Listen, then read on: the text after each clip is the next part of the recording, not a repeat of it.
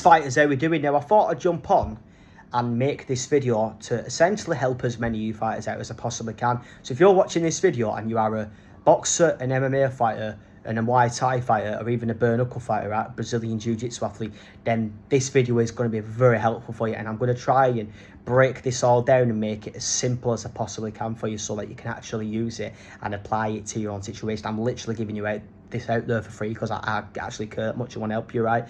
Now, when I work with fighters, right, I use a 3-step plan, okay? And with this 3-step plan, it involves fueling a fight camp, making weight with zero stress, and going into every single fight feeling the best you've ever felt, all right? Now, it's broken up into stages like this.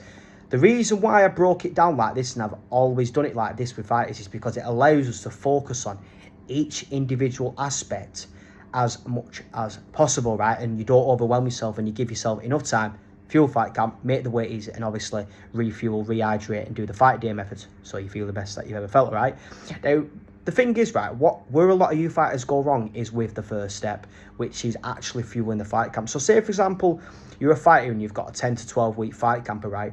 If you're just focusing on making the weight, eating as little as possible, and training as hard as possible, and cutting everything out at the beginning, you're going to make your life so much more difficult. That's what fighters do. That's what I've noticed fighters do.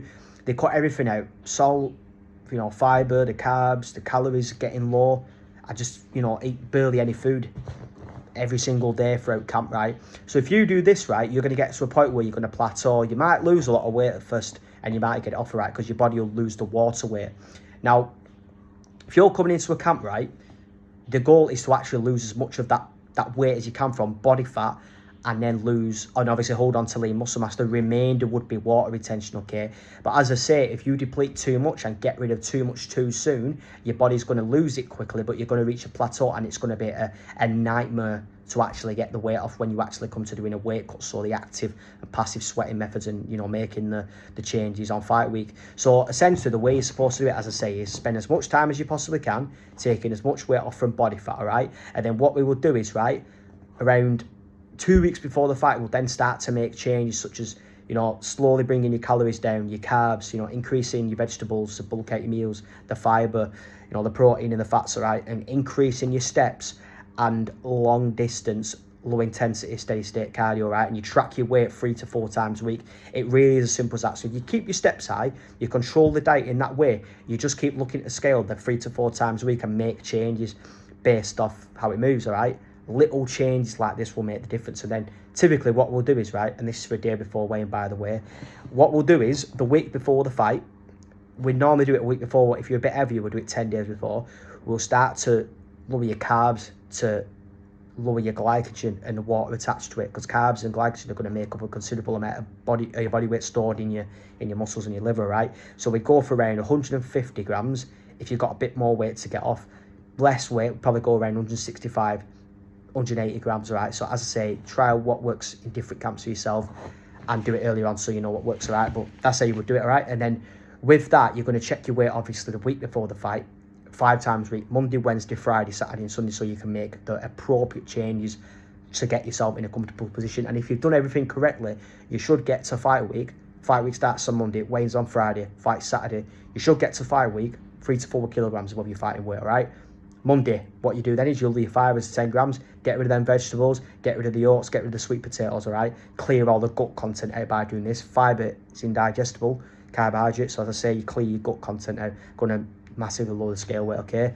Check the weight every day on an empty stomach on fight week as well, in the evening if you really want to, before you go to bed, so you get peace of mind, right? Then what you're going to do is you're going to also lower the carbohydrates to around 50, all the way up to 70, 80 grams. Again, the more weight you've got to get off, the closer you'd go to the 50 grams, and vice versa with the less weight you've got to get off, all right? So you do that.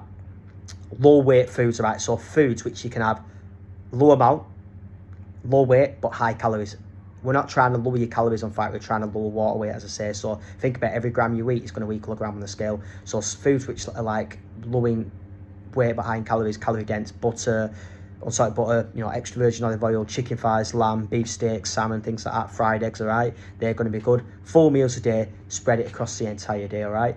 Ice cream is also a good one to use. 100 gram, 200 gram of ice cream isn't going to add up too much to the scale. Do that. What you do is, as I say, weigh-ins on a Friday. Wednesday, you'll start taking the salt out of your diet. No seasonings, no sauces with hidden amounts of sodium, and obviously taking the salt of your food, so no iodized table salt, no Himalayan salt or anything like that. All right, then what you do is you'd cut the weight through dehydrating, active and passive sweating methods on the day before and the morning of the weigh-in. You're going to use methods such as the hot bath and the towel wraps, which is my favourite one to use with fighters, all right? And you're going to do that.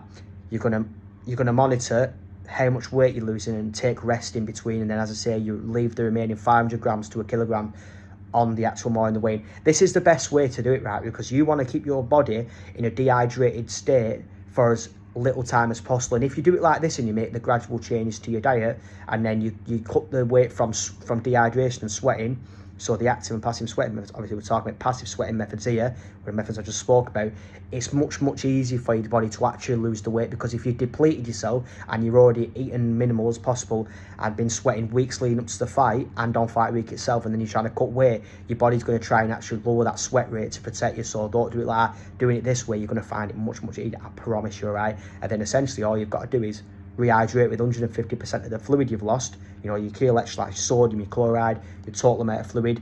Get your carbs back in, 10 to 12 grams for every kilogram of body weight, and then all you've got to do is carb load on fight day, 6 to 8 grams for every kilogram of body weight.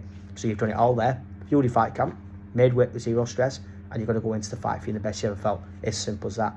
Listen, if you want to know how this method actually works, and you want to know more about how I actually help the best fighters in the world, you know, making weight with zero stress, as I say, fueling your fight camp and going into your fight feeling the best you ever felt, don't forget to subscribe to my YouTube channel, and I really appreciate you watching my video. Have a good one.